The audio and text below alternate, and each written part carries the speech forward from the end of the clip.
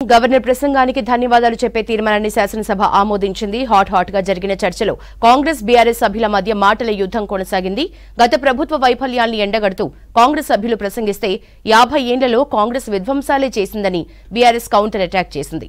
నియంతృత్వాన్ని ప్రజలు సహించలేరని, అందుకే ప్రతిపక్ష పాత్ర అప్పగించారని సీఎం సభలో వివరించారు. రైతు బీమా, పంట బీమా మధ్య తేడా తెలియని వ్యక్తి సీఎంగా ఉండటం మన దౌర్భాగ్యమన్నారు కేటీఆర్.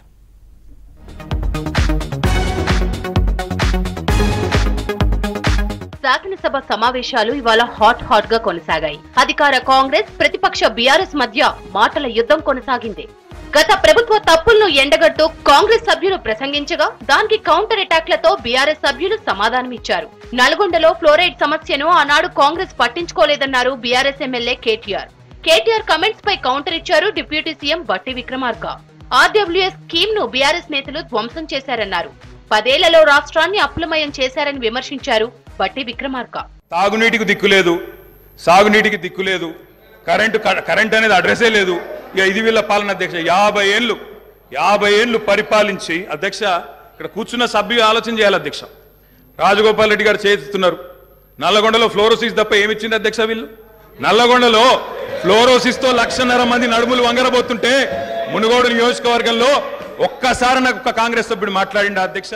మొదలు పెట్టమే వారు అసలు ఒక దాడి మొదలుపెట్టినట్టు మొదలు పెడితే ప్రభుత్వానికి తప్పనిసరి పరిస్థితిలో మీకు మేము అనుకున్నటువంటి ప్రజాస్వామ్యయుత సభ నడిపేదానికంటే మీకు సమాధానం చెప్పే కార్యక్రమంలో ఆ స్ఫూర్తి కూడా దెబ్బతినేటట్టుగా వారు మాట్లాడుతున్నారు. అది కరెక్ట్ కాదు. 43,000 కోట్ల రూపాయలతో ఖర్చు పెట్టారు. ఏడాది ఒక్క గ్రామంలో నీళ్లు వస్తున్నాయండి. ఇప్పటికి కూడా ఐటీడీ నీళ్లే తాగుతూ ఉన్నాం. వేసినటువంటి బోర్లు బావిలోంచి నీళ్లు తాగుతున్నాం చెప్తా ఉన్నారు. 10 ఏళ్లలో జరిగిన దానికంటే 50 ఏళ్ల కాంగ్రెస్ పాలనలో జరిగిన విధ్వంసమే ఎక్కువన్నారు కేటీఆర్. కేటీఆర్ కమెంట్స్ పై మంత్రి పొన్నం ప్రభాకర్ అభ్యంతరం వ్యక్తం చేశారు. ఉమ్మడి రాష్ట్రంలో అన్యాయం జరిగిందని ప్రత్యేక రాష్ట్రం కాంగ్రెస్ ఏర్పాటు చేసిందన్నారు. 10 ఏళ్లలో రాష్ట్రాన్ని ఆగం చేసింది చాలక ఇప్పుడు విమర్శలు చేస్తున్నారని కేటీఆర్ పై మండిపడ్డారు పొన్నం. 2014 ముందు తెలంగాణ ఘనత వహించిన వీరి ప్రభుత్వంలో ఎట్లుండే అధ్యక్ష? పడావుబడ్డ భూములు, పాడుబడ్డ ఇండ్లు, ఆకలి కేకలు, ఆత్మహత్యలు. అధ్యక్ష మైక్ ఇవ్వండి అధ్యక్ష, మైక్ ఇవ్వండి అధ్యక్ష. అందుకే కదా తెలంగాణ తెచ్చుకున్నది. తెలంగాణ ఉమ్మడి రాష్ట్రంలో నిర్లక్ష్యమైందనే కదా అధ్యక్ష. ఉమ్మడి రాష్ట్రంలో నిర్లక్ష్యమైంది, మన పట్ల వివక్ష ఉందనే తెలంగాణ తెచ్చుకున్నాం. తెలంగాణ వచ్చిన తర్వాత జరిగిన ప్రభుత్వ కార్యక్రమాల గురించి మాట్లాడుకుందాం.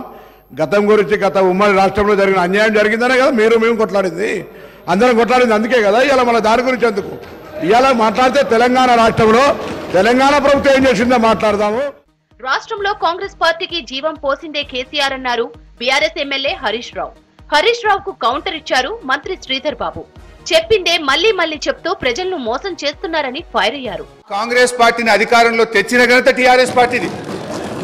ఆ రోజు చంద్రబాబు నాయుడు గారు తెలుగుదేశం హయాంలో వీరు ఓడిపోయి కనీసం ప్రతిపక్ష హోదా దక్కకుండా పూర్తిగా దిగజారిపోయినటువంటి కాంగ్రెస్ పార్టీకి జీవం పోసింది కేసీఆర్ గారు, టీఆర్ఎస్ పార్టీ. కానీ పదే మళ్ళా 50 సంవత్సరాలకు అంతపూర్వకము పెద్దల హరీష్ రావు గారు చెప్పారు, మేం చేపట్టి కాంగ్రెస్ పార్టీ అధికారంలోకి వచ్చిందని.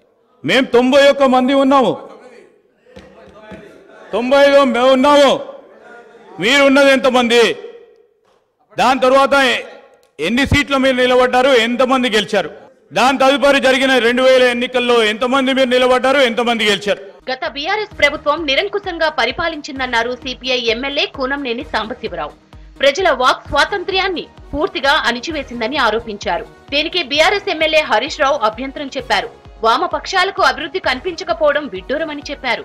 The rule of the KCR, when he promised about several things, just like 3 acres for every Dalit family, 3 acres for every Girijan family, and 2 bedrooms for everyone, one employee from every household. Okay, మాట్లాడండి. కాంగ్రెస్ పార్టీకి మిత్రపక్షం అయితే సంతోషం. కాంగ్రెస్ పార్టీకి అనుకూలంగా మీరు మాట్లాడండి, మేము కాదనన్నాము. ఎందుకంటే మీరు కలిసే పోటీ చేసినట్టు తప్పులేదు. కానీ ప్రతి ఇంటికి ఉద్యోగం ఇస్తామని ఎక్కడన్నా చెప్పినామా? మా మేనిఫెస్టోలో ఉందా? నేను ఐ ఛాలెంజ్ ఎస్సీ ఎస్టీ మైనార్టీల అభివృద్ధిపై రాష్ట్ర ప్రభుత్వానికి సహకరిస్తామన్నారు MIM MLA Akbaruddin. Old city అభివృద్ధిపై సీఎం రివ్యూ మీటింగ్ జరపాలన్నారు. మైనార్టీ విద్యార్థుల స్కాలర్షిప్ బకాయిలు రిలీజ్ చేయాలని కోరారు. అసెంబ్లీలో సీఎం కేసీఆర్ ను ప్రతిపక్ష నేతగా ప్రకటించారు స్పీకర్ గడ్డం ప్రసాద్.